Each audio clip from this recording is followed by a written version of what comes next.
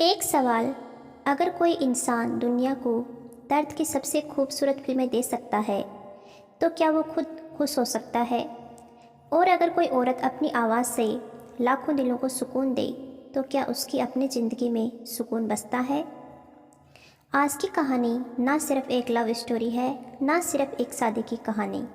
ये कहानी है एक साथ रहते हुए भी अकेले मर जाने की।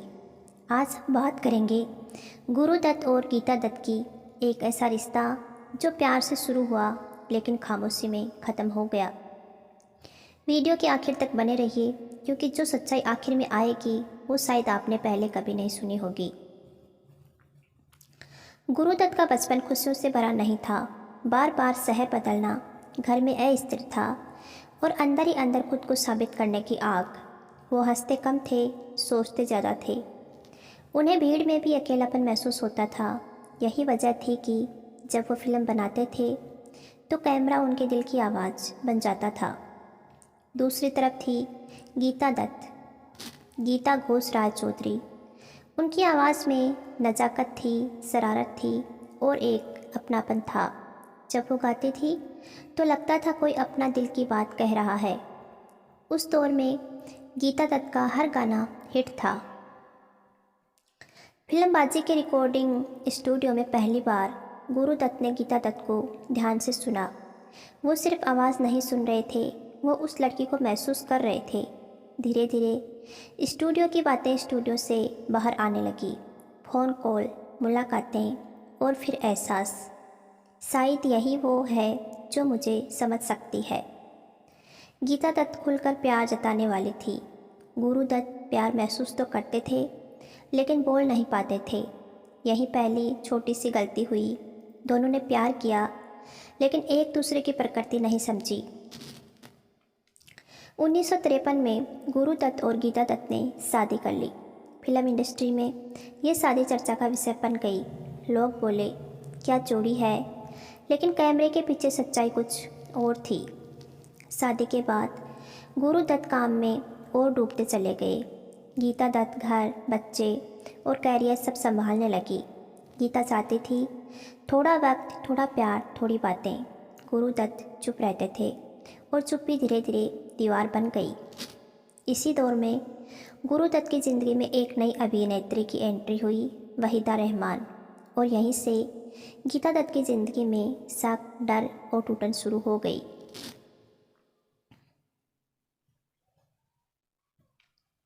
प्यार तब मरता नहीं है जब लोग अलग हो जाते हैं। प्यार तब मरता है जब एक ही घर में दो लोग अजनबी बन जाते हैं। गुरु दत्त और गीता दत्त अब भी पति पत्नी थे, लेकिन दिलों के बीच एक तीसरा नाम आ चुका था, वहीदा रहमान। और यहीं से ये कहानी प्यार से नहीं, दर्द से आगे बढ़ती है। वहीदा रहमान गुरु दत्त की ज़िंदगी में सिर्फ एक अभिनेत्री बनकर नहीं आई थी।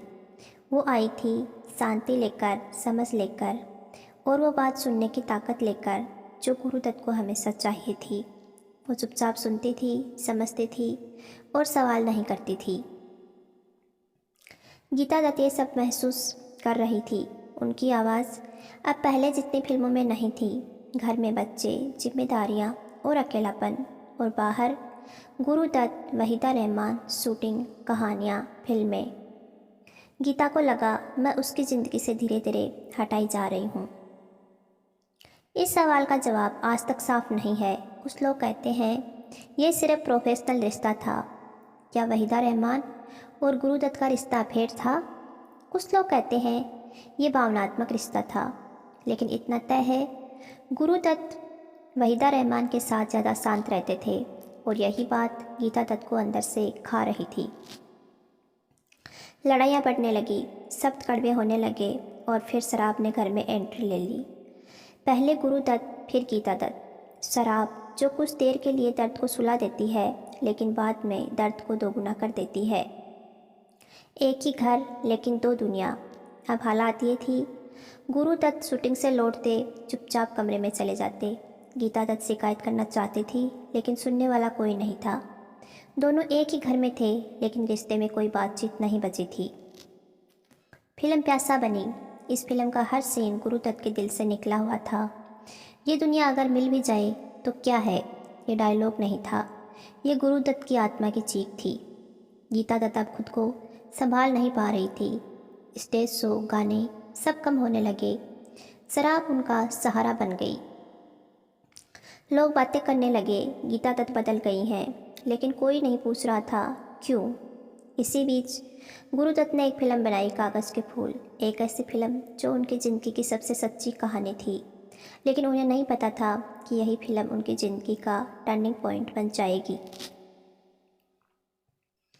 कागज़ के फूल, आखिरी रात और एक खामोश मौत।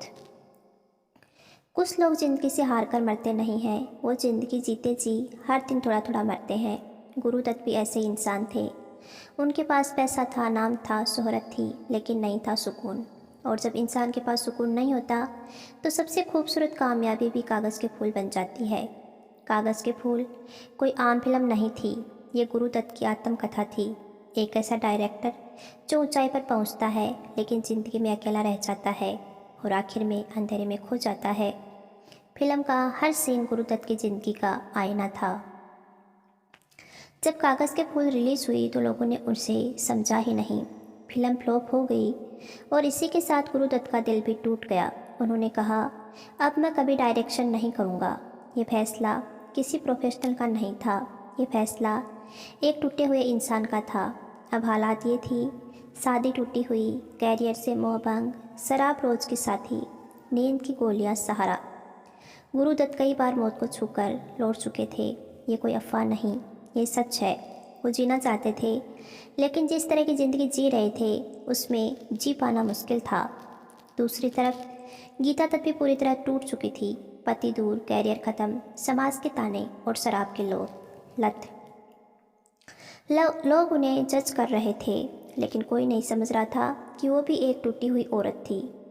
10 अक्टूबर 1964 की रात गुरुदत्त अपने कमरे में अकेले थे। अगली सुबह जब दरवाज़ा नहीं खुला तो अंदर का दृश्य सबको हिला गया। बिस्तर पर पड़े थे गुरुदत्त, नींद की गोलियां और शराब। आज तक साफ नहीं है ये हादसा था या आत्महत्या, लेकिन इतना तय है वो बहुत थक चुके थे। गुरुदत्त चले गए, लेकिन सवाल छोड़ गए। क्या अगर उन्हें समझने वाला कोई होता तो वो जिंदा रहते? क्या अगर शादी में संवाद होता तो ये अंत टल सकता था? इन सवालों का जवाब आज भी खामोश है। गुरुदत्त की मौत के बाद गीता दत्त पूरी तरह टूट गई। वो ज़्यादा दिन जिंदा नहीं रही। 1972 में वो भी इस दुनिया से चली गई। दोनों का अंत, अकेलापन और दर्द। गुरुदत्त और गीता दत्त की कहानी हमें सिखाती है, प्यार काफ़ी नहीं होता, बात करना ज़रूरी होता है और कलाकार अक्सर अपनी संवेदनाओं का शिकार बन जाते हैं। ये कहानी फिल्मी नहीं थी, बहुत ज़्यादा असली थी।